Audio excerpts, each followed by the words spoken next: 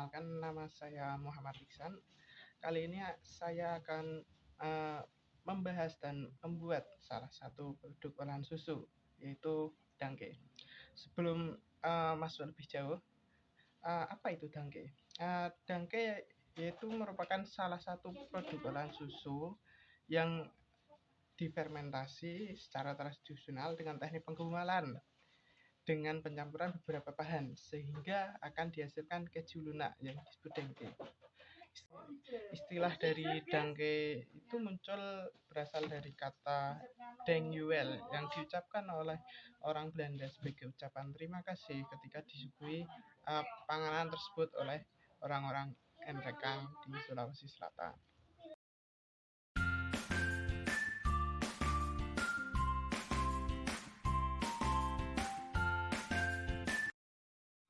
Bahan-bahan yang diperlukan yaitu susu 1 liter, kemudian ada pepaya muda yang akan diambil getahnya,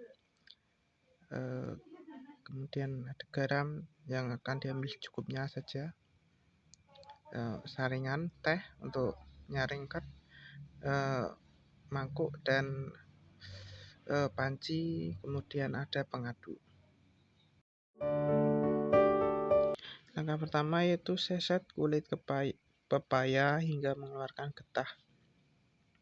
Nah, getah-getah kulit pepaya mudah mengerah sehingga harus diencerkan menggunakan air putih. Kemudian tuang susu sebanyak 1 liter ke dalam panci sampai benar-benar habis. Kemudian dipanaskan dengan suhu rendah saja. Kemudian sekali untuk diaduk. Setelah kira-kira mencapai suhu 65-75 derajat, susu kemudian ditambahkan getah pepaya sebanyak 1 sendok teh saja dan diaduk-aduk hingga merata ke seluruh bagian susu.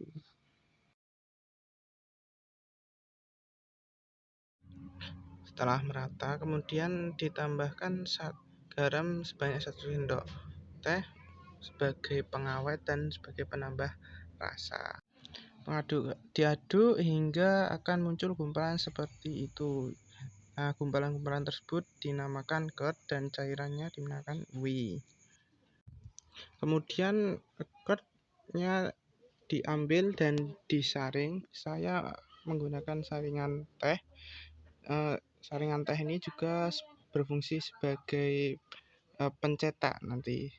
Dalam pembuatan dangke yang digunakan hanya curdnya saja, sehingga diperlukan pemisahan antara curd dan whey menggunakan saringan.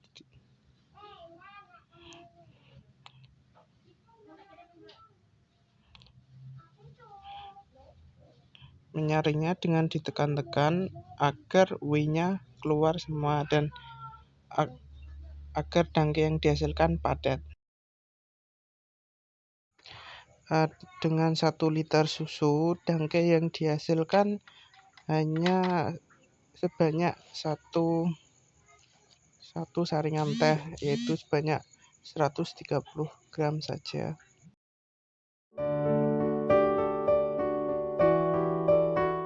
Produk dangke yang saya buat saya namakan dangkeku. Dangkeku ini diproduksi di Jalan Tentara Pelajar nomor 278, Desa Kebon Dalem, Kecamatan Kendal, Kabupaten Kendal. Dangkeku juga menerima pesanan dan pengantaran gratis untuk area Kendal dengan menghubungi nomor yang tertera di bawah ini.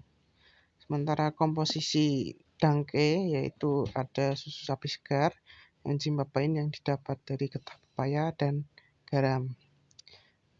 Dalam 1 cup kecil, dangke memiliki berat sebanyak 130 gram.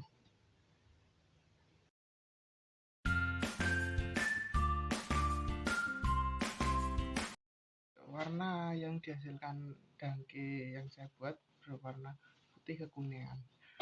warna putih pada dangke dikarenakan dispersi dari partikel koloid, senyawa kasein, dan globula-globula lemak. Selain itu, warna pada dangke juga dipengaruhi oleh jenis susu yang digunakan. Pada susu sapi terdapat kandungan karoten sehingga terdapat warna kuning sedikit warna kuning pada susu sapi, sehingga warna yang dihasilkan berupa putih kekuningan. Sementara tekstur yang dihasilkan yaitu lembut, seperti lembutnya tahu tekstur pada dangke. Tekstur pada dangke yang saya buat dipengaruhi oleh kandungan air yang terdapat pada dangke.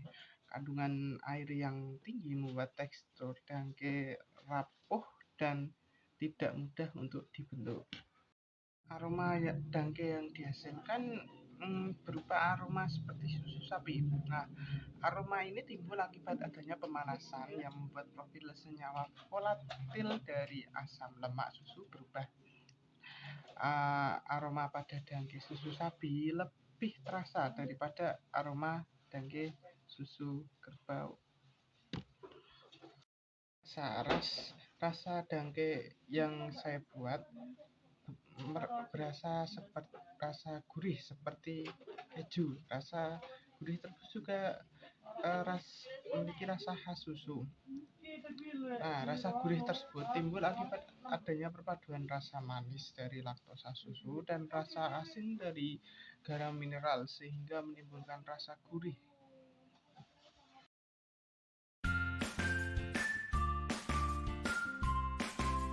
Fenomena yang terjadi yaitu adanya pembentukan kert pada pembuatan dangke. Kert yang dihasilkan dipengaruhi oleh kandungan lemak dan total padatan pada susu. Semakin tinggi kandungan lemak dan total padatan pada susu, maka semakin banyak kert yang dihasilkan. Pembentukan kert ini terjadi karena adanya penggumpalan, karena adanya peranan enzim papain pada keduanya. Enzim papain akan mengubah susu menjadi padat karena terjadinya pemisahan protein dan air. Namun penambahan enzim papain yang berlebihan akan menurunkan nilai rendamen pada daging dan membuat dangke menjadi terasa pahit. Selain itu, fenomena yang terjadi yaitu adanya penambahan garam. Penambahan garam ini selain sebagai pemberi rasa asin dan gurih, namun juga sebagai antibakteri dan pengawet pada daging.